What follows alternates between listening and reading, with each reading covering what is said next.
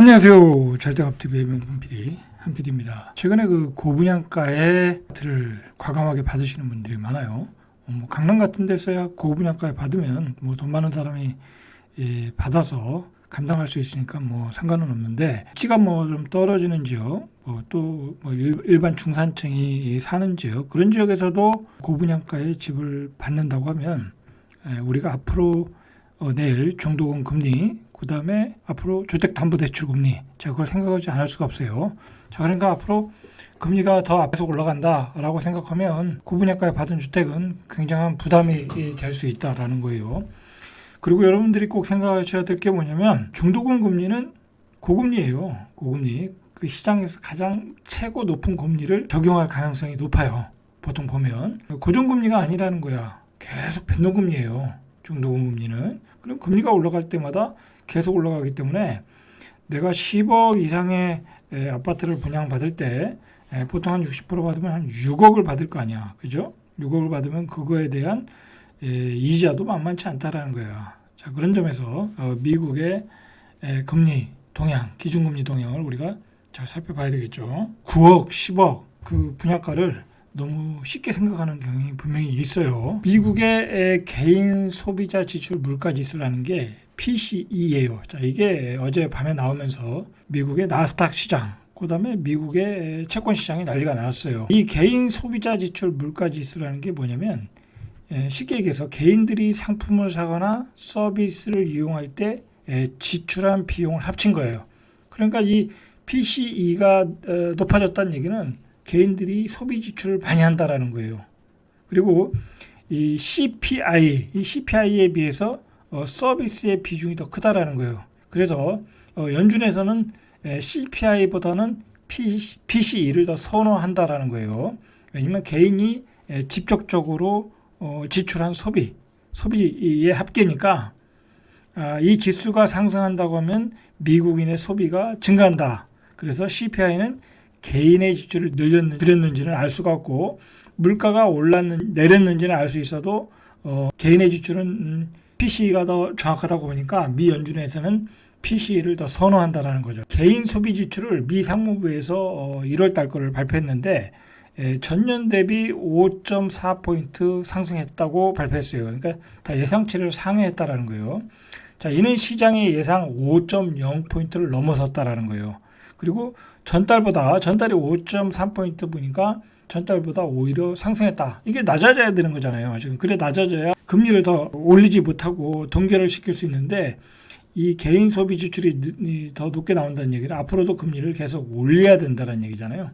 자, 이 상승폭도 7개월 만에 처음이라는 거예요. 높았다라는 거예요. 자, 1월 PCE 가격 지수는 전월 대비로도 0.6포인트 올라 전월치인 0.2포인트 상승에 비해서도 상승폭도 높았다라는 거예요. 그러니까 미국은 계속해서 소비가 증가하고 있다라는 거야. 지금 우리하고 틀려요. 우리하고 상황 자체가 틀려요. 자, 우리는 물가가 폭등하니까 소비를 줄이고 있잖아요. 그죠? 실질소득이 감소되니까.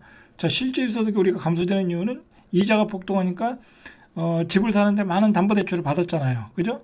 LTV 대출을 받았잖아요. 거기에다 지불하는 비용이 높다 보니까 물가가 폭등하는데도 소비를 못하는 거야, 우리는. 근데 미국은 지금 반대로 물가는 폭등하는데도 소비가 더 늘어난다는 거야. 이거 이상한 현상이죠. 얼마나 미국 정부에서 미국 가게에게 굉장히 많은 돈을 풀었다라고 보시면 되겠죠. PCE도 근원 PCE라는 게 있어요. 근원 PCE 물가지수는 연준이 가장 참고하는 지표로 이 변동성이 큰 식품과 에너지 가격, 그러니까 변동성이 큰 식품과 에너지 가격을 제외하고 그것을 따로 산정한 지수가 근원 PC인데, 이 근원 CP도 전년 대비 4.7%, 그리고 지난달에는 4.6%니까 이것도 0.1포인트가 올랐다라는 거야.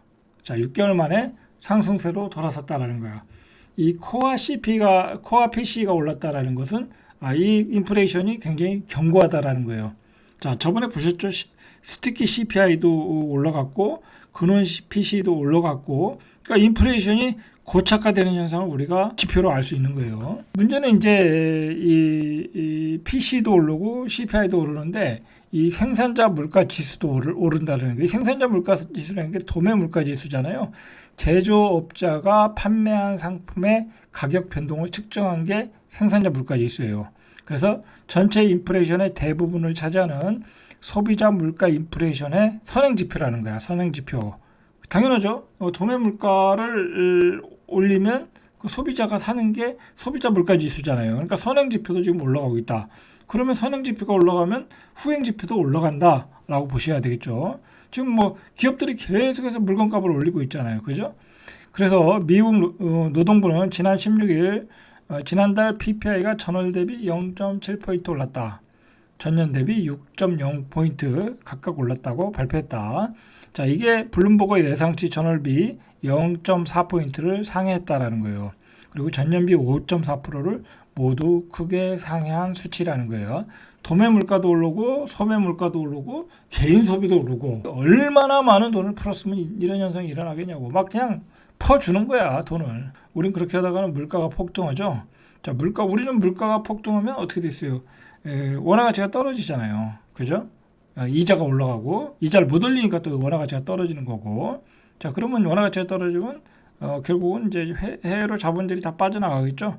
자, 그게 이제 미국과 우리의 차이예요. 미국은 기축통화이고 우리는 달러에 의존하는 통화 체계이고, 우리는 소비가 줄어들고 미국은 소비가 아직도 왕성하더라라는 거예요. CPI도 올랐는데, CPI는 소비자 물가지수예요. 말 그대로 소비자가 사는 물가지수. 도시 가게가 구매하는 소비재와 서비스 가격의 변동을 나타내는 지수인데, 이것도 14일 날 발표됐는데 CPI 지수도 시장의 예상을 모두 상했다라는 거야. 그래서 전월 대비 0.5포인트, 전년 대비 6.4포인트.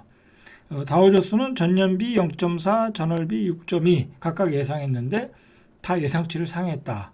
그러니까 미국의 3대 지수가 다 예상치를 상회해서 미국이 앞으로 금리를 계속 올려야 된다라는 이야기예요, 결론은. 자, 0.25포인트 한 두 번 올리고 마무리되지 않겠냐 했는데, 현재 나오는 얘기는 0.5포인트 빅스텝 한 번, 0.25, 0.25 뭐 두 번 해서 그렇게까지 5.5 이상을 올려야 된다라는 얘기가 나오고 있는 거예요. 자, 심지어는 6포인트까지 얘기가 나오고 있어요. 자, 여기다가 어떤 선행지표가 되는 게 미시간 소비자 심리지수거든요. 자, 미시간 대학이 발표한 2월 소비자 심리지수는 67. 13개월 만에 최고치를 경신했다. 이게 잠깐 떨어졌다가 다시 올라가는 거예요, 지금. 자, 1년 기대 인플레이션은 4.1%로 전월에 3.9포인트보다 높아졌고, 5년 기대 인플레이션은 2.9포인트로 석 달째 같은 수준이고, 그리고 1월 신규 주택 판매는 전월비 7.2포인트, 연율 67만 채를 기록했다. 그러니까 지금 미국은 집도 잘 팔리고, 그리고 뭐 소매 판매도 올라가고, 인플레이션이 왔는데도 불구하고 경기 침체가 없다라는 얘기예요, 지금. 그러니까 노 랜딩이라는 얘기가 나오는 거예요. 자, 이렇게 해서 3대 지수가 모두 상승했는데, 이렇게 되면 기준금리를 6%까지 치솟을 거라는 게 전망이에요. 전망. 그래서 월가 형제로 불리는 제이미 다이먼 JP 모건 체이스 회장이죠. 이분이 계속 한 달 전부터 6%까지 올려야 된다는 얘기를 했어요. 바로 이제 이런 미국의 소비가 줄어들지 않고 있다라는 거야. 이 모건 체이스 회장이 전달에 그런 얘기를 했어요. 아직도 미국의 가정에 축적해 놓은 은행의 잔고들이 많다라는 거야. 그게 소진될 때까지는 계속해서 소매 판매가 올라갈 것이다. 그러니까 빨리 6%까지 올려서 금리를 물가를 잡아야 된다라고 이분이 주장을 하는 거예요. 월가의 황제께서. 블룸버그와 로이터 통신에 따르면 4명의 월가 이코노미스트와 경제학 교수들이 어떤 보고서를 발표했어요. 그 시카고 경영대학원이 주최한 컨퍼런스에서 공개한 연구 보고서에 따르면은 미 연준의 물가를 잡으려면 기준금리를 6.5포인트까지 올려야 된다는 거야. JP 모건의 대표는 6.0인데 6.5포인트까지 올려야 된다. 자, 이런 얘기가 나오면 정말 그럴까 하는데, 지금 나오는 수치를 보면 6.5포인트까지도 올려야 될 가능성이 높죠. 자, 이제 미국의 석학들, 미국의 경제 전문가들이 이야기한 거예요. 자, 이 사람들이 이 연구를 해봤는데 뭘 연구했냐면 미국, 독일, 캐나다, 영국의 중앙은행들이 설계한 16차례의 물가 상승률 하락, 디스인플레이션 사례를 연구했다라는 거야. 물가 상승률이 하락한 사례를 연구해봤는데 연구 결과 이들은 중앙은행이 유도한 중요한 그 디스인플레이션에서 침체가 없던 경우는 찾을 수 없었다라는 거야. 그 얘기는 뭐냐면 은행이 금리를 올려가지고 물가가 잡히지 않는다라는 거야. 그 얘기는 뭐예요? 경기 침체가 와야 물가가 잡힌다라는 거야. 그럼 경기 침체가 올라면 어떻게 했어요? 금리를 올려야 된다는 얘기지. 이 보고서의 이야기는 결국은 금리를 더 과감하게 올려서 경기 침체로 시켜가지고 물가 하락을 잡아야 된다라는 거야. 근데 미국은 지금 경기 침체를 안 가려고 하니까 금리를 못 올리는 거 아니에요. 우리나라도 마찬가지고 우리나라도 지금 경기 둔화가 왔고 경기 침체로 가야 되는데 경기 침체가 오면 기업들이 도산하고 그럴까봐 금리를 못 올리는 거 아니야. 자, 그렇지 않고서는 물가 상승을 못 잡는다라는 게 이 그 보고서의 내용이에요. 그래서 기준금리를 6.5포인트까지 올려야 된다라는 얘기예요. 그래서 이 보고서에 따르면은 가장 완벽한 시나리오는 올해 금리를 5.6포인트까지 올리고 2025년까지 계속해서 올려야 된다라는 거야. 그래가지고 6.5포인트까지 올리면 물가가 3.7포인트 수준으로 내려올 거라는 예상이에요. 자, 그러니까 일단 금리는 2025년까지 계속 올리는 거야. 여러분, 이걸 이제 최소한 2025년까지는 금리는 계속 올린다. 고금리가 계속된다. 라고 생각을 하시고, 내 집 마련을 하셔야 돼. 자, 이렇게 높은 수치들이 나오니까 연준 내 매파 인사들도 계속 강경 발언을 하죠. 빅스텝을 해야 된다. 가장 그 매파 발언을 자주 하시는 분이 제임스 블라드 세인트루이스 연방은행 총재죠. 자, 0.5포인트를 올려야 된다라는 거예요. 자, 우리도 지금 1.25포인트까지 격차가 벌어졌으니까 미국이 0.5포인트를 올리면 우리는 1.75가 돼. 그러면 우리나라 달러는 다 빠져나가겠죠. 당연한 결과예요. 그러면 우리도 빅스텝까지 해야 된다는 얘기예요. 자, 분위기가 좀 이렇다라는 얘기예요.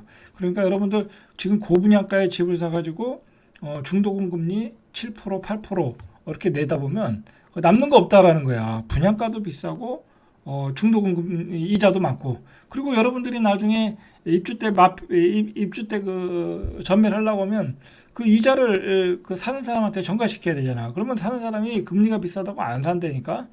자, 그렇다니까 그걸 아셔야 돼. 자, 이렇게 되니까 다시 달러가 강세예요. 자, 마켓 워치에 따르면 주요 6개국 통화 대비 달러 가치를 지수한 달러 인덱스가 105, 이 105가 임계점이거든요. 105를 돌파했다라는 거야. 105까지 급등했다라는 거야. 그래서 달러 인덱스는 시장의 예상을 깨고 단박에 105선을 깨고 올라갔고, 지난해 하반기 당시 레벨, 그때가 이제 우리가 원화 가치가 한 1,400원 정도 했었죠. 그때가 105에서 110 사이였다라는 거야. 그러니까 우리가 지금 1,300원을 넘었죠. 그럼 우리 원화도 1,400원까지 간다. 그러면 또 원유 가격이 올라가겠죠. 그리고 우리 원자재 가격이 올라가겠죠. 자, 우리는 대부분이 먹는 거, 뭐 입는 거, 그다음에 뭐 원유, 뭐 그다음에 무슨 제품의 원자재는 다 수입해 오는 거야.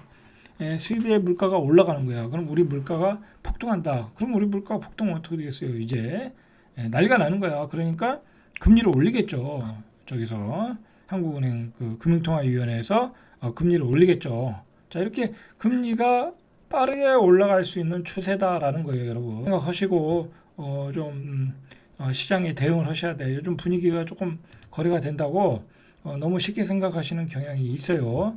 하나는 4월에는 금리 인상을 할 가능성이 높아졌죠. 지금 분위기로 봐서는. 그리고 지금 물가 폭등이 지금 난리잖아요. 지금 2차 물가 폭등이 일어나고 있잖아요. 우리가 그 일상적으로 그 많이 구매하는 뭐 고추장, 뭐 야채, 그죠? 아이스크림, 과자 그런 것들이 한 5%에서 10% 마구 올라가고 있잖아요. 자, 난방비도 올라가고 가스값도 올라가고.